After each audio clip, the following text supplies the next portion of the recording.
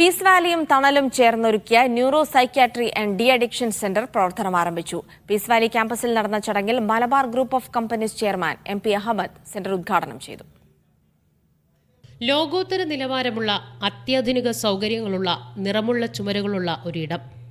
പല കാരണങ്ങളാലും മാനസിക നില തെറ്റി ജീവിതത്തിന്റെ മുന്നോട്ടുള്ള വഴിയടഞ്ഞവർക്കായി പീസ് വാലിയും തണലും ചേർന്നൊരുക്കിയ neuro psychiatry and de addiction സെന്ററിന്റെ സവിശേഷതയാണിതെല്ലാം. പീസ് വാലി ക്യാമ്പസിൽ നടന്ന ചടങ്ങിൽ Malabar group of companies chairman Ahmed MP പദ്ധതി നാടിന് സമർപ്പിച്ചു. പീസ് വാലിയുടേത് കാലോചിതമായ സാമൂഹിക ഇടപെടലാണെന്ന് അദ്ദേഹം പറഞ്ഞു.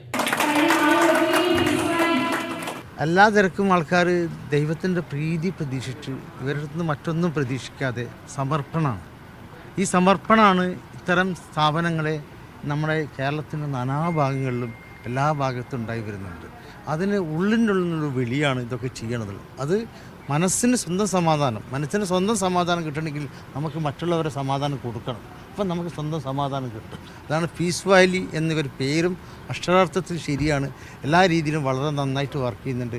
എല്ലാവർക്കും സഹകരിക്കാം, എല്ലാവർക്കും ഒരുപാട് ചെയ്യാനുള്ള ഓപ്പർച്യൂണിറ്റി നമ്മുടെ നാട്ടിലുണ്ട്. സെന്ററിന്റെ ഔട്ട് പേഷ്യന്റ് ബ്ലോക്കിന്റെ ഉദ്ഘാടനം Eastern group chairman Navas Meeran നിർവഹിച്ചു. ഇന്ത്യയിൽ ഏറ്റവും കൂടുതൽ ഡയാലിസിസ് ചെയ്യുന്ന NGO, non government organisation, non profit ഓർഗനൈസേഷനാണ് തണൽ. പക്ഷെ ഞാൻ കണ്ടിട്ടുള്ളതിൽ ഏറ്റവും ബുദ്ധിമുട്ട് അനുഭവിക്കുന്ന ആൾക്കാർ middle income, lower middle income, ഒരു മാസം 50,000 രൂപ 60,000 രൂപ വരുമാനമുള്ള ആൾക്ക് ഫാമിലിയിൽ ഒരു രോഗം വന്നു കഴിഞ്ഞാൽ ആ ഫാമിലിയുടെ സാമ്പത്തിക അടിത്തട്ട് കംപ്ലീറ്റ് ആയിട്ട് തകർക്കുകയാണ്. നെല്ലിക്കുഴി പീസ് വാലി ക്യാമ്പസിൽ 50,000 ചതുരശ്ര അടിയിലാണ് സെന്റർ ഒരുക്കിയിരിക്കുന്നത്. ആദ്യഘട്ടത്തിൽ 150 രോഗികൾക്ക് ചികിത്സ നൽകാനുള്ള സൗകര്യങ്ങളും വിദഗ്ധരായ സൈക്യാട്രിസ്റ്റുകളുടെ സേവനവും സജ്ജീകരിച്ചിട്ടുണ്ട്.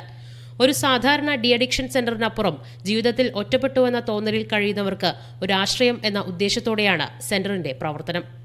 മീഡിയ 1 കൊച്ചി.